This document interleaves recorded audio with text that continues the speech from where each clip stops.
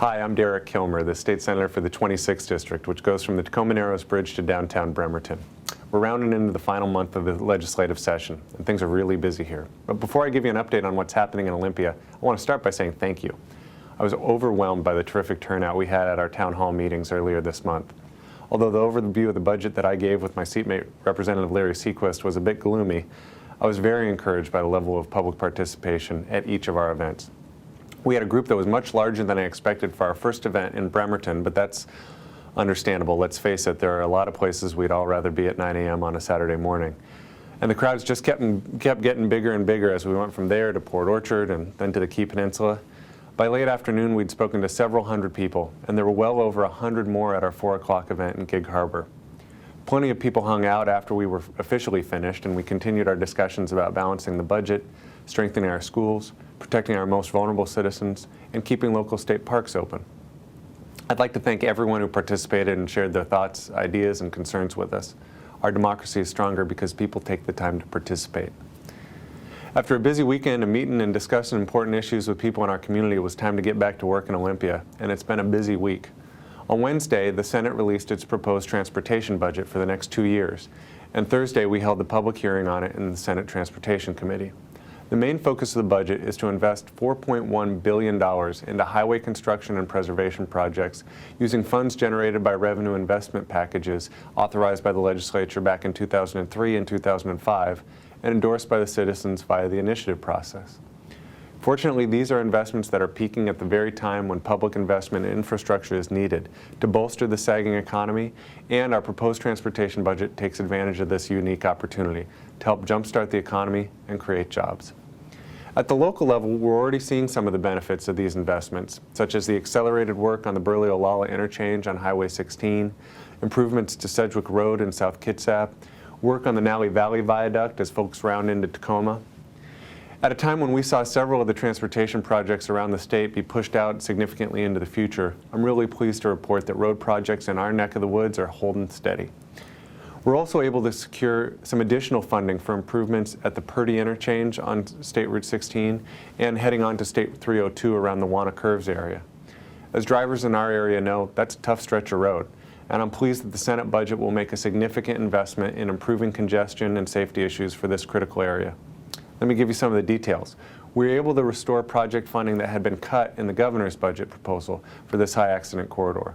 In addition, we expanded the scope of the project to ensure that vital safety enhancements and congestion relief could be accomplished at both Wanna and at Purdy.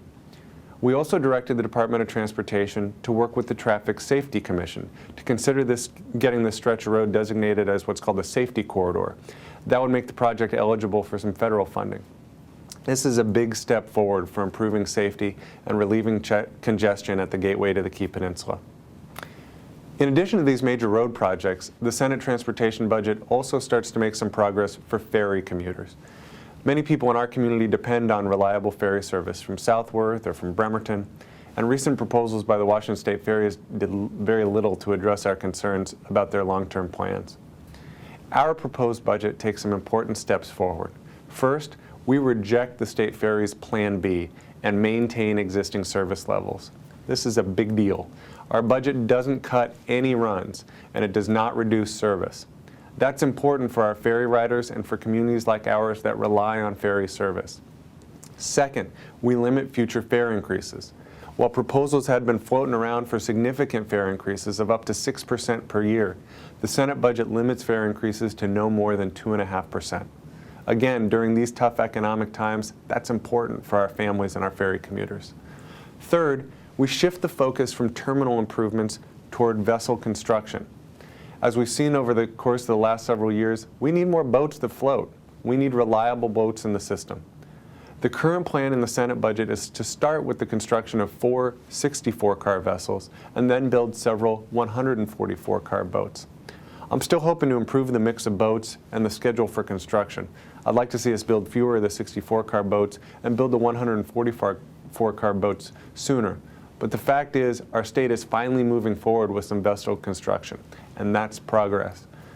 Finally, we also direct the Joint Transportation Committee to continue examining the workings of the state ferries, including employment issues and vessel procurement processes, and things like third-party project management for vessel and terminal projects.